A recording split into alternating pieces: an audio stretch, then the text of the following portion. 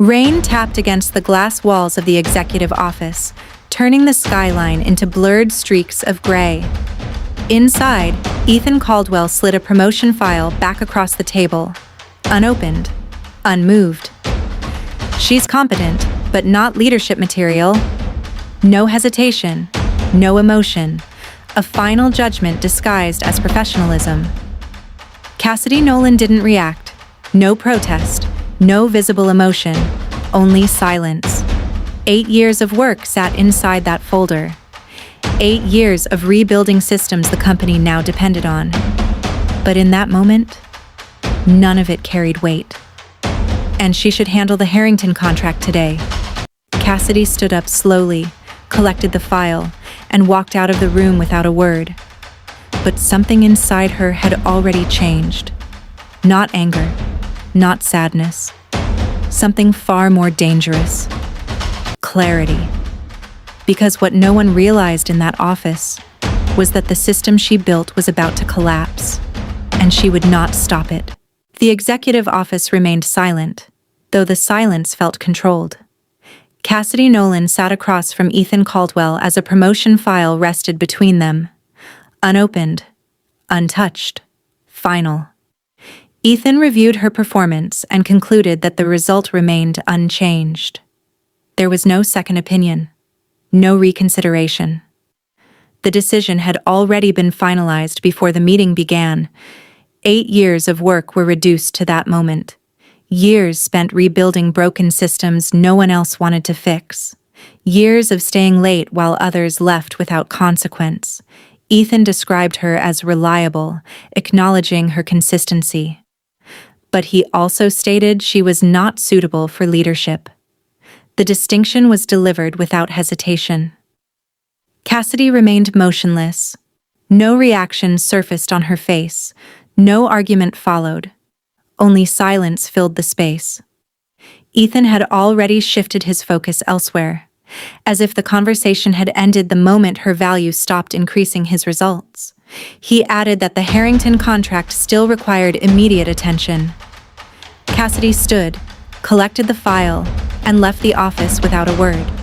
But something had already changed inside her, and it would not remain quiet for long.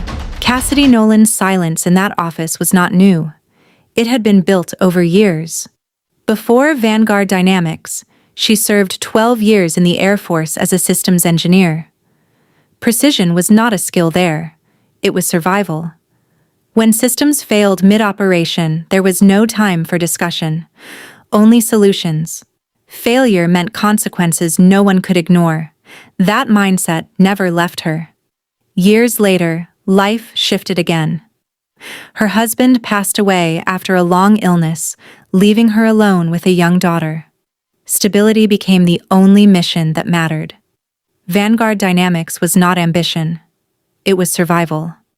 A way to secure a future for her daughter. So she stayed. She worked. She rebuilt everything quietly from within. But recognition never came. Only responsibility. More problems, more expectations, less acknowledgement. And slowly, without anyone noticing, she became the system everyone depended on, but no one protected. Before Cassidy Nolan became known for her silence, Vanguard Dynamics was already close to collapse. Departments were disconnected. Systems didn't communicate. Critical operations failed without warning. Projects moved forward on guesswork more than structure. Reports conflicted with each other, and leadership meetings focused more on appearances than actual solutions. When Cassidy joined the company, she didn't arrive with attention. She arrived with observation. She studied everything, quietly, systematically. Within months, she began rebuilding what others had ignored. Not through authority, but through structure. She redesigned internal workflows, reconnected broken systems, and stabilized processes no one else fully understood. Major clients who were preparing to leave began staying. Errors that had repeated for years started disappearing. Operations slowly became predictable again, but none of it was highlighted publicly. No reports credited her directly. Her work simply became part of what functioned normally. And that was the problem. When everything works smoothly, people forget who fixed it. As operations improved, leadership presentations improved with them. Deadlines stabilized, client complaints disappeared. And slowly, the systems Cassidy Nolan rebuilt in silence started becoming someone else's success story. Ethan Caldwell stood confidently at the front of executive meetings, presenting operational recoveries as leadership achievements. Charts moved upward. Executives nodded with approval, and every improvement quietly strengthened his reputation. Cassidy never corrected him. Not in meetings. Not afterward. She simply kept the company functioning, fixing failures before they became visible, holding together systems most people in leadership barely understood. Because part of her still believed results would eventually matter more than visibility. That consistency would speak for itself. But over time, another pattern became impossible to ignore. Recognition always moved upward. Responsibility always moved downward. And both somehow avoided the people actually carrying the weight. The company praised leadership when everything worked. But the moment something failed, everyone searched for Cassidy. And after years of quietly carrying problems that were never truly hers, a dangerous thought finally began taking shape. What would happen if she stopped? The answer arrived the very next morning, and it started with a sound almost everyone ignored. The morning after the promotion meeting, Cassidy Nolan arrived at Vanguard Dynamics at exactly 8 a.m., not earlier, not later, exactly on time. For years, she had arrived before most of the building lights turned on, long before anyone noticed problems forming beneath the surface. But that morning was different. She walked past the operations floor without stopping, ignored the overnight alerts waiting in her inbox, and opened only the tasks directly assigned to her. Nothing more. A faint grinding sound echoed from one of the hydraulic units across the production floor. Cassidy recognized it immediately. Worn bearings. Left unresolved, the system would eventually fail. Normally, she would have fixed the issue before anyone else even noticed it existed. This time, she simply filed a formal maintenance request, then returned to her desk. Hours passed. The sound grew worse. Employees started glancing toward Cassidy's desk, expecting her to step in like she always had before. But she never moved. For the first time in years, Cassidy stopped carrying problems that were never officially hers. And by the end of the afternoon, the first crack in the system finally appeared. By mid-afternoon, the situation on the production floor had shifted from concern to uncertainty. The hydraulic unit on line 3 had not recovered. Instead, the sound had worsened. Sharper. More unstable. Small groups of employees began forming near the equipment. Voices lowered. Movements slower. Everyone was waiting for the same thing. Cassidy Nolan. But Cassidy remained at her desk, focused only on assigned tasks, no interruptions, no intervention. A senior technician, Mark Ellis, finally stepped in to assess the unit. After a brief inspection, his expression tightened. Something was wrong beyond routine repair. Mark Ellis. This isn't standard wear. The internal pressure system is misaligned. He paused. We might need Cassidy's input for the original calibration structure. He glanced toward Cassidy's desk instinctively, like the answer was supposed to be there. Cassidy did not respond. She did not approach. She did not volunteer help. Instead, she continued working inside the boundaries of her assigned responsibilities. Mark hesitated, then walked away to escalate the issue. But no immediate solution followed. By late afternoon, production delays had already begun spreading to adjacent lines. Deadlines started slipping. Pressure inside the building began rising. For the first time, the system Cassidy had always silently stabilized was now operating without her intervention. And what no one fully realized yet was that this was only the beginning of the breakdown. By evening, the situation inside Vanguard Dynamics had changed completely. What started as a single hydraulic issue had now affected multiple production schedules. Delays were no longer isolated. They were spreading. The floor no longer carried its usual rhythm. Instead, it moved with hesitation, like a system unsure of itself. Managers began circulating between departments, trying to identify the cause, trying to find a solution. But every report pointed back to the same gap: the absence of Cassidy Nolan's intervention. A meeting was quickly called among senior staff, but even there, answers were incomplete. No one had full system clarity without her input. Supervisor. She usually catches these issues before they escalate. The sentence ended without resolution, because everyone already knew the truth. Cassidy was not absent. She was simply no longer extending beyond her assigned responsibilities.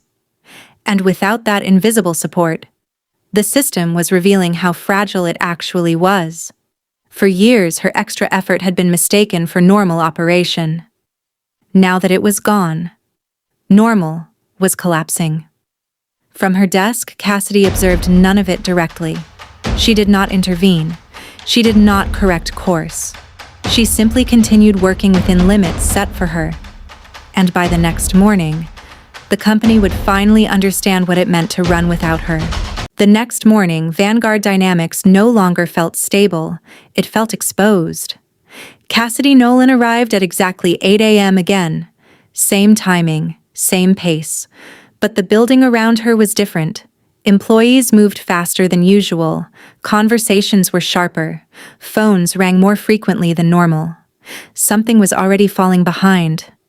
At the center of it all, the hydraulic system on line 3 had fully shut down overnight. 2 additional lines were now showing delayed output. The backlog had begun stacking in real time. No one needed to explain what this meant. They were losing production capacity. Slowly. Systematically. Inside his office, Ethan Caldwell paced near the glass window, phone pressed to his ear. His voice was controlled, but the tension beneath it was clear. Something was not going as planned. For the first time, control inside the building did not feel centralized. It felt fragmented. And when Ethan finally looked down at the floor, he realized the one person he usually relied on was no longer stepping in to fix anything. By mid-morning, Ethan Caldwell had moved from observation to action. He began issuing direct instructions across departments, trying to restore order through authority. But the system no longer responded the way it used to. Reports came in slower than expected. Technical teams asked more questions than usual, and simple fixes were suddenly becoming complicated. Ethan stepped onto the operations floor himself, for the first time in years. He expected immediate clarity, immediate solutions, but what he found instead was uncertainty. A senior technician explained the hydraulic system required deeper calibration knowledge, the kind of system Cassidy Nolan usually handled without hesitation. Technician. It's not a standard fix. We need the original system mapping. A pause. That's usually handled by Cassidy. Ethan's expression tightened slightly. Not anger yet, but discomfort. He turned toward Cassidy's desk. She was present, calm, focused, but not moving. He approached her directly. Ethan. We need you to step in and stabilize line 3 immediately. Cassidy did not look up immediately. When she did, her response was calm, controlled, minimal. Cassidy. The issue has been assigned to maintenance. A silence followed. Not because the answer was unclear, but because it was unfamiliar. And in that moment, Ethan realized something uncomfortable. The system wasn't broken. It was simply no longer being carried. The operations floor no longer moved with coordination. It moved with hesitation. Every decision now required escalation. Every escalation required approval, and every delay was stacking into visible loss. Production schedules were no longer just delayed. They were slipping further out of alignment with each passing hour. Ethan Caldwell returned to his office, shutting the door behind him harder than usual. For the first time, frustration was replacing confidence. He reviewed reports again, then again. But nothing changed. The dependency was becoming obvious. Too many processes were tied to systems only Cassidy fully understood. Downstairs, technicians tried to compensate. But without system mapping clarity, even basic adjustments carried risk. Errors increased. Confidence decreased. A message was sent to Cassidy requesting full technical intervention, but the response remained unchanged. She continued working only within assigned responsibilities. Not refusing, not resisting, just no longer extending beyond what was required. And that was the shift no one had prepared for. Because Cassidy had not abandoned the system. She had simply stopped supporting what others had assumed was automatic. And by the end of the day, Ethan finally understood the truth no report had explained. The system was never self-running. It was her. By the next morning, Vanguard Dynamics was no longer operating at full efficiency. It was operating in recovery mode. What used to run smoothly now required constant intervention. Production lines that once functioned automatically were now pausing repeatedly for manual checks. Delays were no longer occasional. They were structural. Ethan Caldwell stood inside the operations floor, scanning the situation with growing concern. The confidence he once carried was no longer visible. Only pressure remained. Senior staff moved between stations trying to stabilize output, but every fix exposed another gap, another dependency, another missing layer of control. And at the center of every unresolved issue was the same pattern. Systems designed and maintained by Cassidy Nolan. Systems no one else fully understood. Technician. If Cassidy doesn't step in, we can't fully stabilize this. The statement was not emotional, it was factual. That sentence changed the tone of the entire floor, not because it was dramatic, but because it was true. Ethan slowly turned toward Cassidy's desk. She was there, calm, composed, working only on assigned tasks, nothing more. And for the first time, Ethan realized he was not dealing with a refusal. He was dealing with absence of dependency support. By midday, the crisis inside Vanguard Dynamics could no longer be contained. What started as a single system failure had now spread into multiple operational delays across departments. Orders were stacking up faster than they could be processed. Deadlines were slipping into risk zones, and client communication had already begun escalating. Ethan Caldwell stood inside an emergency coordination meeting with senior leadership. Reports were placed across the table, but none of them offered a clear solution. Every explanation pointed back to the same issue. The systems were functional, but not fully maintainable without Cassidy Nolan's technical framework. One executive finally spoke what others were avoiding. Executive. We are operating on systems she designed. A pause. And we don't have complete replacement understanding. Silence followed immediately. Not disagreement. Confirmation. Ethan looked down at the reports again.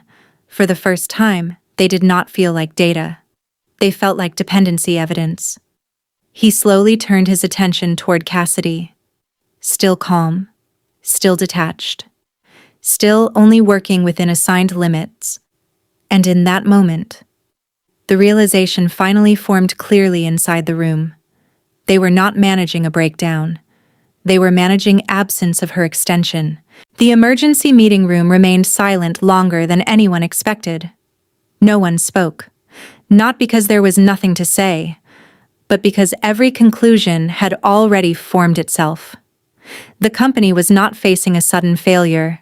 It was facing a revealed dependency.